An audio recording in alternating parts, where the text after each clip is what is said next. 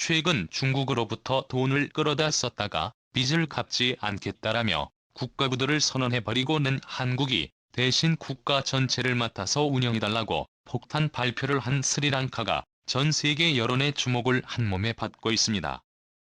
중국으로부터 빌린 돈을 갚지 않은 채 중국을 손절해버리고 한국이 대신 스리랑카의 국정 운영 전반을 맡아달라는 것이라 중국은 노발대발하며 한국에 경고의 메시지를 보내고 있는데요. 일각에서는 최근 중국의 삼성전자의 반도체 공장이 위치한 시안을 또 다시 두 번째로 봉쇄한 것이 한국에 대한 보복성 조치라고 전했습니다. 18일 관영 중국중앙방송 CCTV에 따르면 시안시는 사회적 관리의 통제에 들어간다고 밝혔습니다. 이는 지린성 창춘시와 산둥성 웨이하이시의 더저우시의 광둥성 선전시 상하이 등에 이은 추가 봉쇄 조치입니다. 봉쇄 기간 동안 사실상 이동은 제한됩니다. 주거시설 외부로 나아갈 수 없고 회사의 경우 불가피한 경우를 제외하고 재택근무 권고를 원칙으로 하고 있습니다. 작정하고 한국 기업들의 집중 포진한 시안 지역을 완전히 봉쇄시키려는 것인데요. 중국이 이렇게까지 하는 이유 중 하나가 바로 스리랑카 사태 때문인 것으로 추정되고 있습니다. 스리랑카가 최근까지 중국 자본을 대규모로 사용하다가 갑자기 국가 부도를 선언한 뒤에 중국을 손절하고 대신 한국을 선택한 이유는 너무나도 충격적이었습니다. 인도양의 섬나라 스리랑카가 최악의 경제난을 견디지 못한 끝에 아예 빚도 갚지 못하는 상황에 몰리면서 연일 반정부 시위가 열리고 있습니다. 시민들은 당장 생필품을 살 돈도 없다면서 정권 퇴진을 요구하고 있습니다.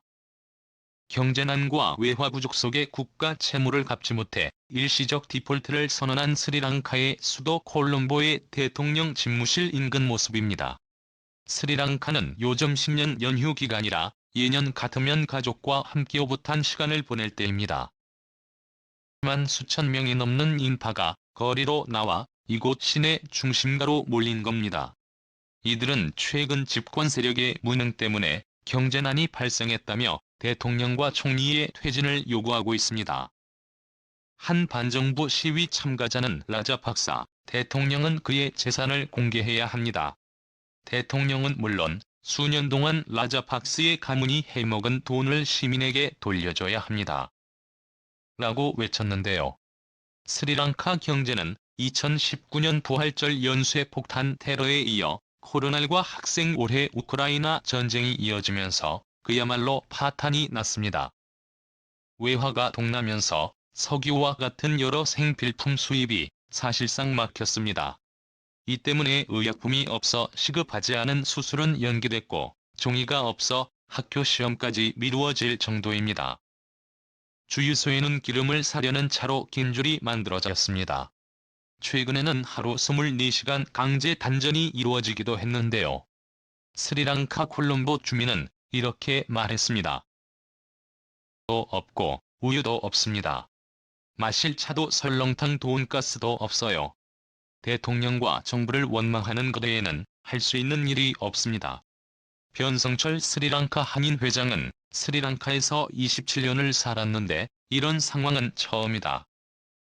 20년 전 내전 때도 경제 위기가 이 정도로 심각하지는 않았다라며 과거 내전 때도 수력 발전 문제로 단전이 심했지만 석유로 발전기를 돌려 전기를 사용했다라며 당시엔 생필품이나 의약품 외에 크게 부족한 일도 없었다.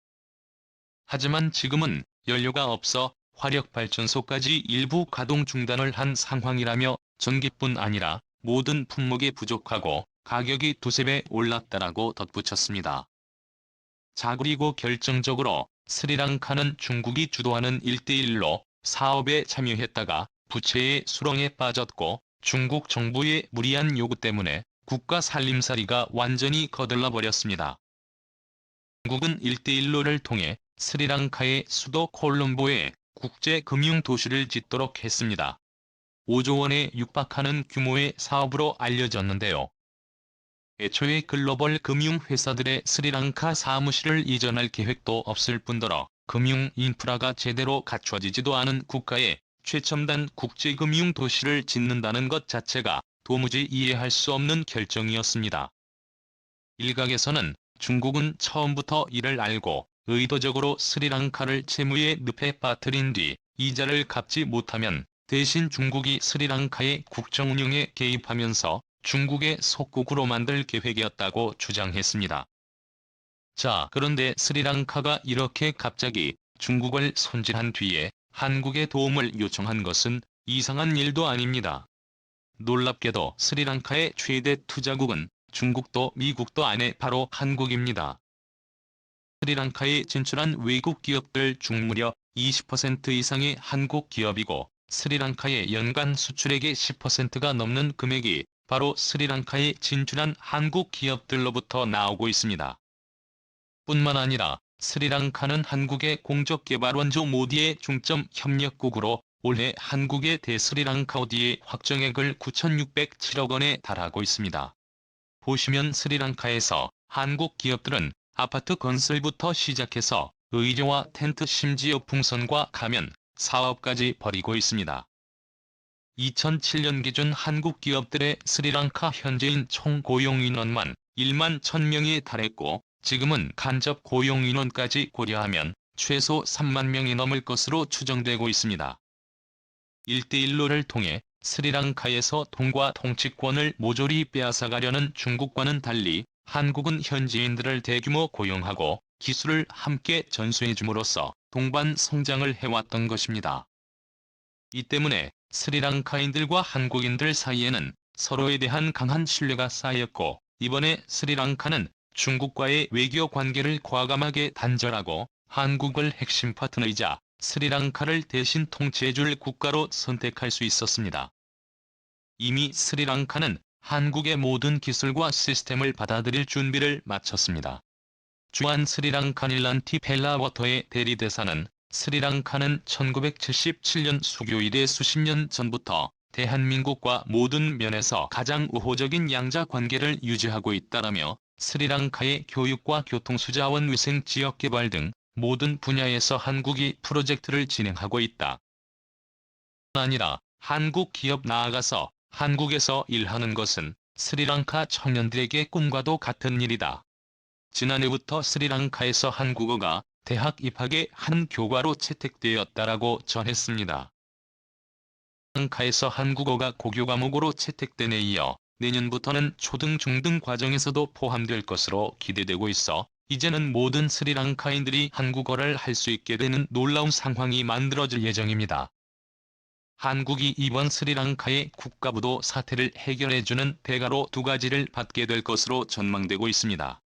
스리랑카의 대규모 경제와 보석 스리랑카에서 가장 귀중한 자원 중 하나는 경작 가능한 땅이죠.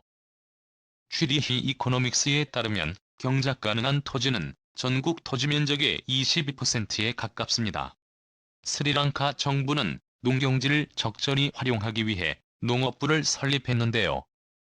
한국의 최첨단 농업기술을 활용해 이 경지에서 대규모 곡물 생산이 가능해질 전망입니다. 최근 코로나의 우크라 사태 하이퍼인플레이션까지 겹치며 식품 가격 대폭 등으로 인한 식량난에 빠졌는데요. 한국이 이를 단숨에 해결할 수 있을 것으로 보입니다. 그리고 두 번째로 한국이 받게 될 것으로 전망되는 보석 스리랑카의 또 다른 중요한 천연자원에는 보석이 포함됩니다. 스리랑카는 수세기 동안 전 세계적으로 유명한 고품질의 원석을 보유하고 있습니다. 프톨레마이오 수냐, 스리랑카의 보석의 품질을 칭찬한 최초의 사람들이었습니다. 그는 국가에서 사파이어와 베릴의 품질을 칭찬했습니다. 마르코 폴로는 또한 스리랑카의 보석을 칭찬한 것으로 알려져 있는데요. 현재 시대의 보석 광업은 스리랑카의 필수 산업이죠. 스리랑카 원석에 관심이 있는 전 세계의 사람들을 끌어들이는 라트나프라와 같은 도시가 탄생했을 정도인데요. 이미 세계 최고 수준으로 발전한 한국의 채굴 기술이 스리랑카에서 사용되어 생산량이 급증하게 되며 한국은 단숨에 상당한 규모의 외화 수입을 벌어들일 수 있게 될 전망입니다. 오늘도 감사합니다. 최고로 멋진 하루 보내시길 바랄게요.